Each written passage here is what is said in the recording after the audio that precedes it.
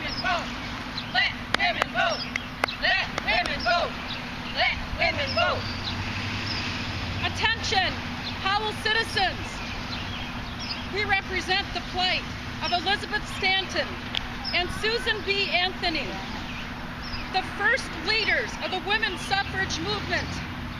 We come here today with a very important message, especially for the male members of this community. Well, there are those of you who would deny it. The fact remains we are living in the 20th century.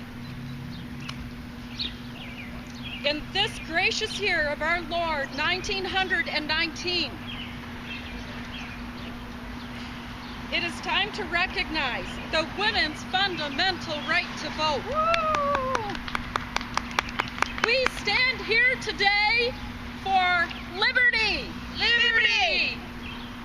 Democracy. Democracy. And equality. Equality. Patty, are you ready? Yes. Yes. We are. There's a wave of indignation rolling round and round the land, and its meaning is so mighty and its mission is so grand that none but knaves and cowards dare deny its just demand as we go marching on. Men and brothers, dare you do it. Men and brothers, dare you do it.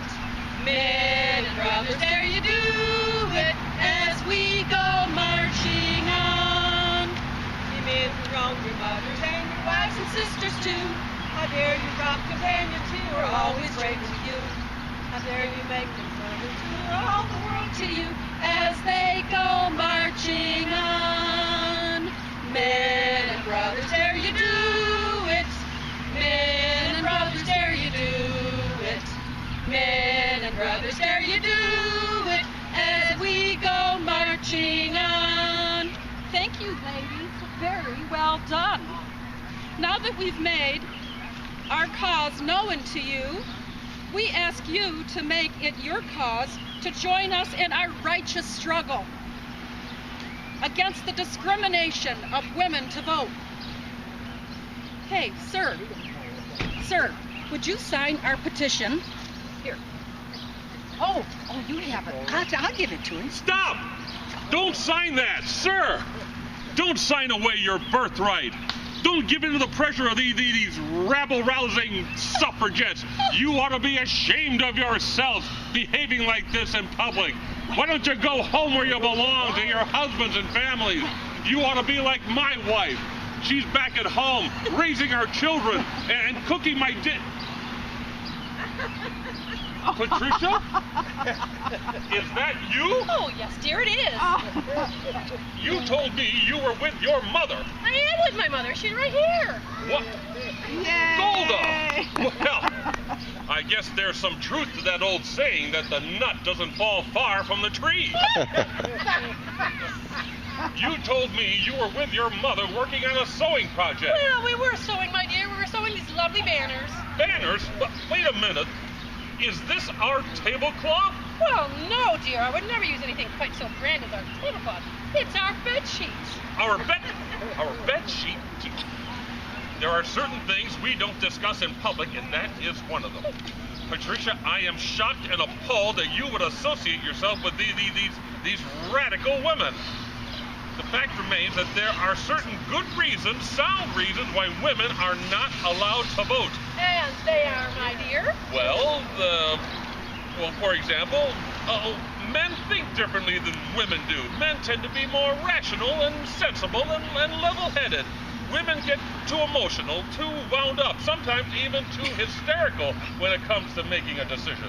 Oh, dear, but I do want a voice in our country's future. You do have a voice in our country's future. All you have to do is raise our children the way they should be raised, and our country's future is secure. Remember, dear, the hand that rocks the cradle rules the world. Now, the fact remains that there are certain places in this world where women simply should not be. And the polling place is one of them. I'm not going to have you walking into a polling place with all those men. You could be molested. And if we allow women in the polling place, what next? We could have women in saloons. We could have women in government. We could even have a woman president. Oh, we must nip this insanity in the bud. You're coming home with me this very minute. Oh. What the?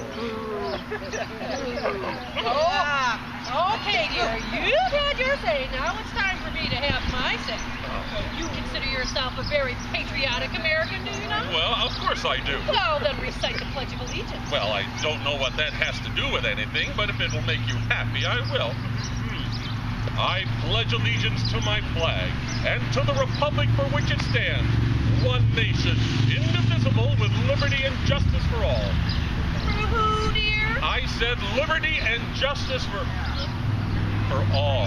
All, that means everybody, including women. And besides that, who's the most famous American in the whole wide world? Well, that would be Douglas Fairbanks. Well, no, dear, it's not Douglas Fairbanks. It's a lady. It's Lady Liberty. Oh, well. Besides that, you remember the last election, do you not? Well, yes, I do. Well, your man lost, did he not? Yes, he did. Well, maybe if he had had just one more vote, perhaps a woman's vote, he would have got into office.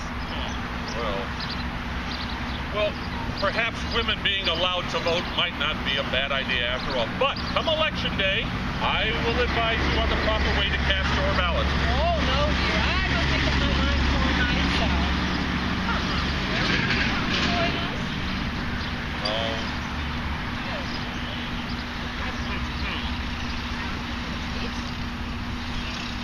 There you go, dear. Okay. Make your favorite pie for dessert. Good news, ladies. Good news, ladies. Good news, ladies. You're going to get the vote. Everybody! Good news, ladies. Good news, ladies. Good news, ladies. You're going to get the vote. Now, merrily we'll go along, go along, go along. Merrily we go along down to the polling place. Bon grace, ladies. Bon grace, ladies. Bon grace, ladies. You'll save the country now. Votes for women!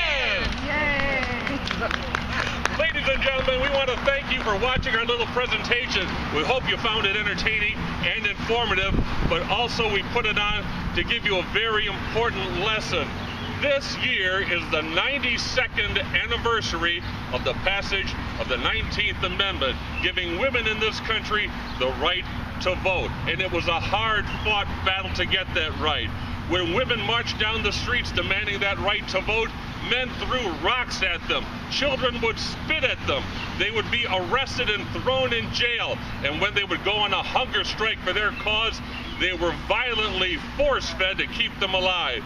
And if you've ever been held down to a table against your will and had a rubber hose shoved down your throat, you know how unpleasant that can be. But they did it all to get that right to vote. And this is an election year, and we urge you, no matter what the issue, no matter the candidate, no matter what your stand is, we urge you to exercise that very important right to vote. And we hope you enjoy Howell History Days, and please step inside the library, take a look at that one-of-a-kind Howell History Days quilt, and buy some chances on winning that quilt for yourself. We do thank you for your attention and your time. You enjoy Howell History Days, and you have a great day. Thank you. And I would also like to introduce to you the members of HERO, the Howell Equal Rights Organization. They are Mrs. Bonnie Burton. This is Golda Ryan. Hey! This is Patty Lucas. Hey! And I'm Dave Lucas, and I encourage you on Election Day to cast that vote so that you too can be a hero. Thank you for your time. You enjoy your day.